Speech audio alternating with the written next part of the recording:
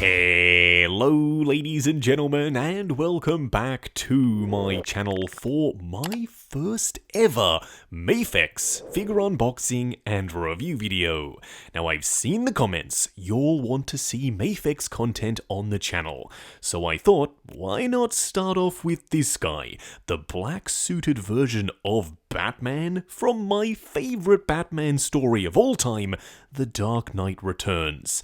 I cannot tell you how excited I've been to finally get this guy in hand. I've seen a whole bunch of other reviews, which got me even more hype.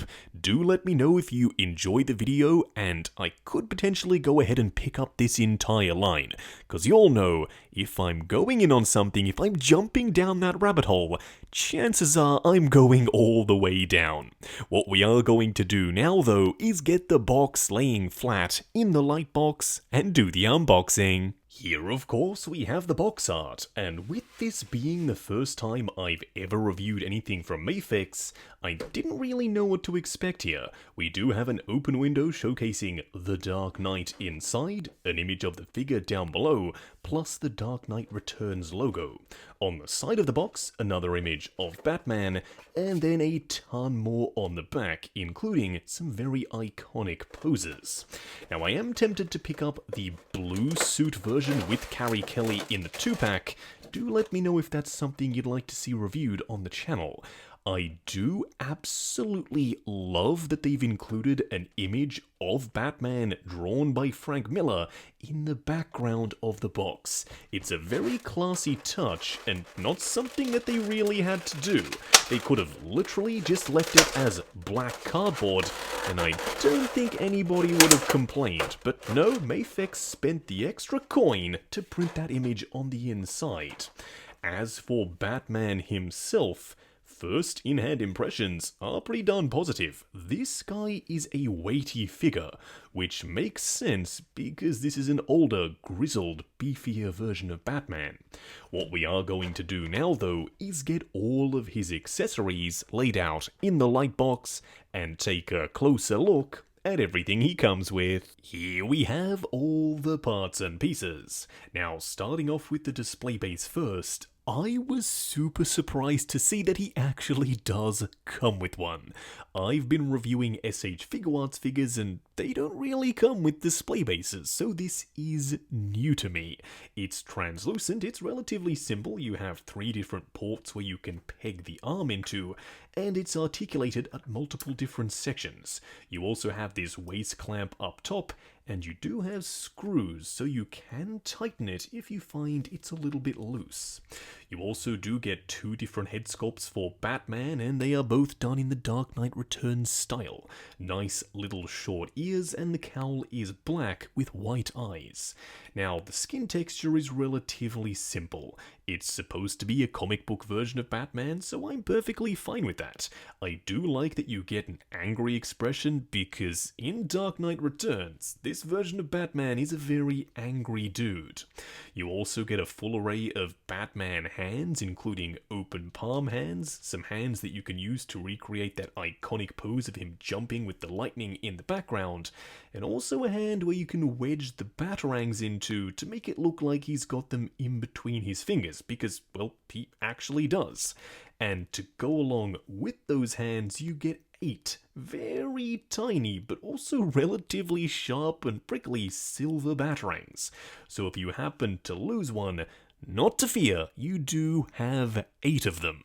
Now I'm pretty sure future versions of this style of Batman in the blue suit and the battle damage version does actually come with more accessories, so stay tuned because I do plan to pick those versions up. What we are going to do now though is get Batman himself out here and take a closer look. Here we have him, standing straight up and down in the light box, no crazy poses or accessories or anything like that, and I am so happy I picked this guy up. As a huge fan of The Dark Knight Returns, I've been looking for a very posable yet super accurate version of this particular styled look for Batman for a very long time. I have picked up the Multiverse Dark Knight Returns wave, and while I'm happy with how those figures turned out, they don't even hold a handle to this guy. Now, yes, he sits at a much higher price point, but it's so worth it. This guy is pretty much as close to a perfect translation of Frank Miller's artwork into plastic. That's exactly what I was looking for going in. They've also done some very interesting stuff when it comes to the engineering for articulation, and I think you'll find out what I'm talking about a little bit later on. What we are going to do now, though, is take him off the rotating turntable, punch in, and take a closer look at the details. Here we have him up close and personal. Now in just a second we will be switching out the head sculpt for the angry version because I'm pretty curious to see what that looks like. But before we do that, we do have to talk about the paint applications and the sculpt work. Now we've already discussed both head sculpts at length, but I do want to talk about how they sit on the body. Initially, I was a bit taken aback because, as you can see, he pretty much has no neck. But if you do go and consult the artwork that this guy is based off, it's a very unique art style, to put it mildly. And this guy captures that aesthetic perfectly. So yes, he has no neck, but what I'm trying to say is that's pretty darn accurate. Now he does have this faux collar section up the top that kind of is supposed to blend into the fabric cape. It does a decent enough job of doing that. I would have preferred if it was fabric all the way around, and it would have matched in a little bit better. The cape is wired on the edges, and it is very pleated. Mine, unfortunately, is quite wrinkled, and it is starting to fray at certain sections. That has been a common complaint, and it's something to watch out for. But for the most part, I like the way it looks. It's a little bit sheer, so light will pass through it. This isn't the best fabric cape I've ever seen, but it's also not the worst. Trust me, there are far worse fabric capes out there. As for the body, this guy is big and beefy, but is also rather short and hunched. That again is accurate to the comic book. There is a ton of texture in the suit. That's something I honestly wasn't expecting. I've come from reviewing SH Figuarts figures and they are very smooth and plasticky.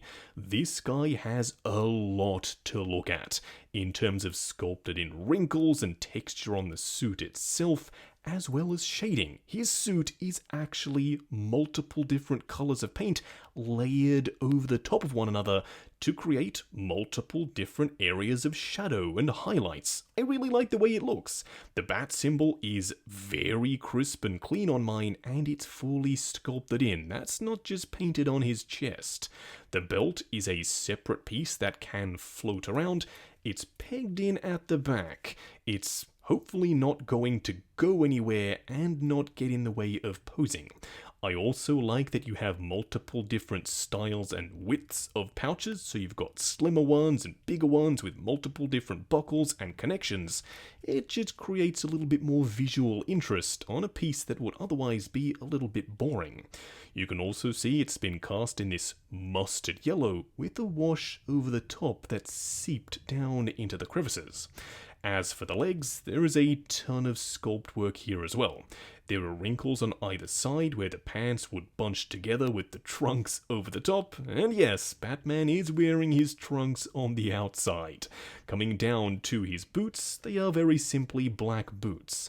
I do like that the sculpt has gone over the side, so, I mean, let's be honest, if you're bending the ankle in, you only really needed to pivot one way. You don't really need it to pivot outwards, so having it sculpted flat on one side gives you a more seamless look, and I really like how they've done this. Fingers crossed going forward they keep this up, because it shows they care about aesthetics but also range of motion.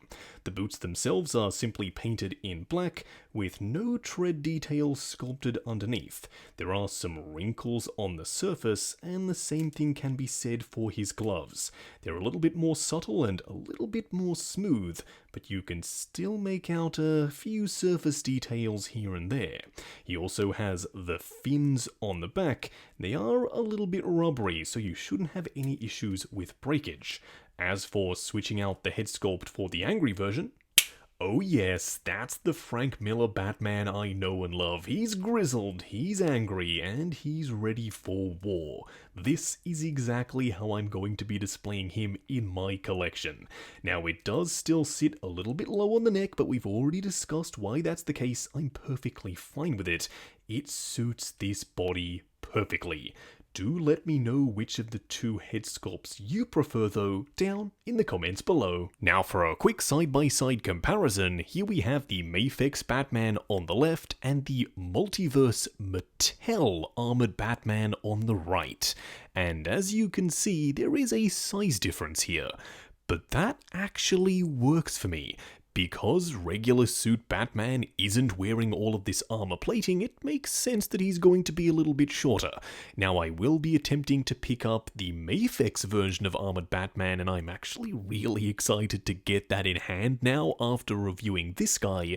But for now, if you wanted to stick with the Mattel one, then yeah, this could totally work. Just going over articulation. Now, bear in mind, this is my personal copy of the figure, so I'm gonna be a little bit more careful. I'm sure when you get yours in hand, you can push the joints slightly further than I am willing to go.